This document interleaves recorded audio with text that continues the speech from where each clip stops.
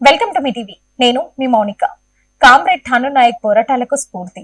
మీర్పేట్లో comrade ఠాను Naik 77వ వర్ధంతి సభ ఘనంగా నిర్వహించారు.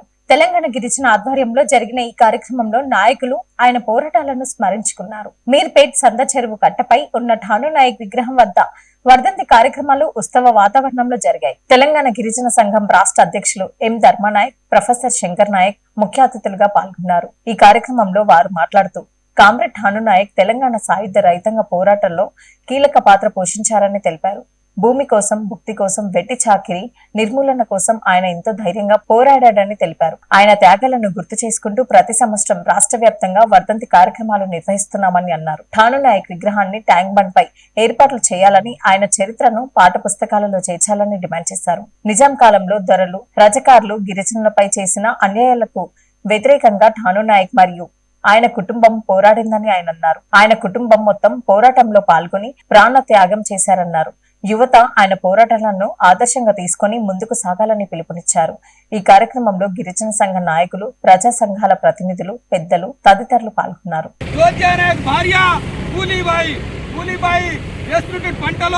పంట మొత్తం నిండుకున్న పంటనే ధ్వంసం చేయడానికి భూస్వాములు, పెట్టుబడిదారులు, అక్కడ ఉన్నటువంటి కడారి నరసింహరావు అని చెప్పేసి ఆ పంట ధ్వంసం చేస్తా ఉంటే కూలీబాయి గొడవలి పట్టుకొని ఆ రకంగా పోరాటం చేసి విజయాన్ని సాధించినటువంటి పరిస్థితున్నది.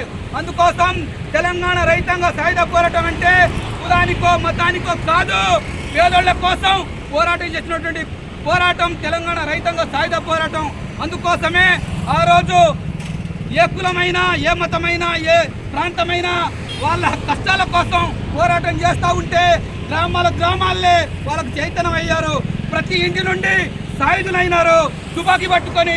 ఆ రకంగా జనం కోసం, ప్రజల కోసం వచ్చినటువంటి పోరాటం తెలంగాణ రైతాంగ సాయుధ పోరాటం.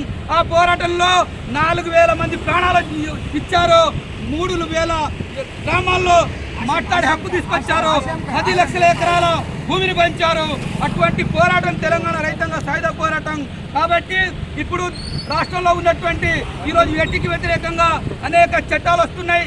10 గంటల నుంచి 12 గంటలు చేయమంటున్నారు. మనకు వచ్చే నిధులు వచ్చే పరిస్థితి లేదు. కాబట్టి తెలంగాణ రాష్ట్రంలో మన హక్కులు చాలా ఉన్నాయి. కానూనా స్ఫూర్తితో మనం పోరాటం చేసి సాధించుకోవాలని చెప్పేసి కోరుతూ నాకు అవకాశం ఇచ్చిన మీకు అందరికీ మరోసారి తెలంగాణ. న్యూస్ 2. అంకరోనిపల్లి గ్రామ సర్పంచ్ పై జరిగిన దాడి ఘటన తీవ్ర చర్చనీయాంశమైంది. ఈ ఘటనపై మాజీ ఎమ్మెల్యే డాక్టర్ గువ్వల బాలరాజు స్పందించారు.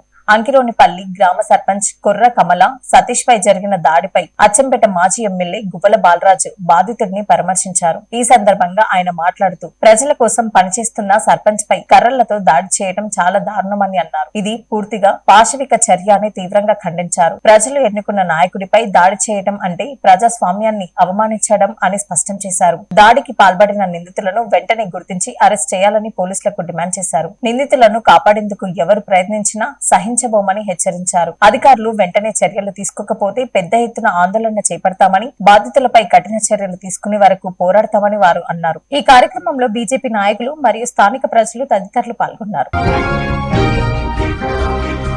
న్యూస్ 3.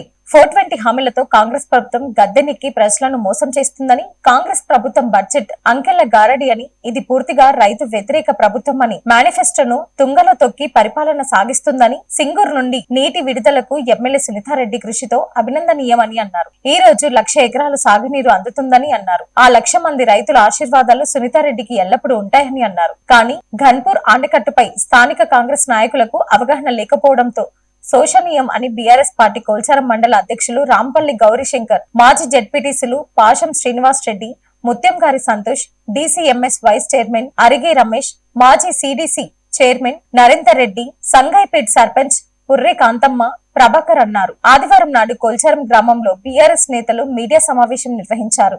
ఎమ్మెల్యే సునీతారెడ్డి చొరవతో మంజీర పరివాహక ప్రాంతంలోని 1,00,000 ఎకరాల సాగునీరు అందుతుందని అన్నారు. ఆ 1,00,000 మంది రైతుల దీవెనలు సునీతారెడ్డికి ఎల్లప్పుడూ ఉంటాయని అన్నారు. ఈ కార్యక్రమంలో సర్పంచ్లు రామన్న రమేష్, స్వామి, వినోద్ నాయక్, మహేష్, పార్టీ సీనియర్ నేతలు రాజాగౌడ్, వేమారెడ్డి, చిట్యాల యాదయ్య తదితరులు పాల్గొన్నారు. ఉన్నటువంటి కాంగ్రెస్ పార్టీ ప్రభుత్వం అలవి కానటువంటి 420 హామీలతో 420 హామీలతో మరి 6 గ్యారంటీలతో ఊర్లే ఇంటింటికి బాండ్ పేపర్లు పెట్టి బాండ్ పేపర్లు పంచి మరి మేమేదో ఇది చేస్తాం అది చేస్తామని చెప్పి ప్రజలను మభ్యపెట్టి ఓట్లు దండుకొని ఇవాళ అధికారంలో ఉన్నారు. మరి అధికారంలోకి వచ్చిన తర్వాత మరి వారు వాగ్దానం చేసినటువంటి హామీలకు కానీ మరి గ్యారంటీలకు కానీ పొందన లేకుండా నిన్నటికి నిన్న అసెంబ్లీలో ప్రవేశపెట్టినటువంటి మరి బడ్జెట్ను మనం ఆలోచన చేస్తే మరి వాళ్ళ హామీలకు వాళ్ళ గ్యారంటీలకు అంతు పొందన లేకుండా ఉన్న విషయం మనకందరికీ తెలిసిందే. Thanks for watching.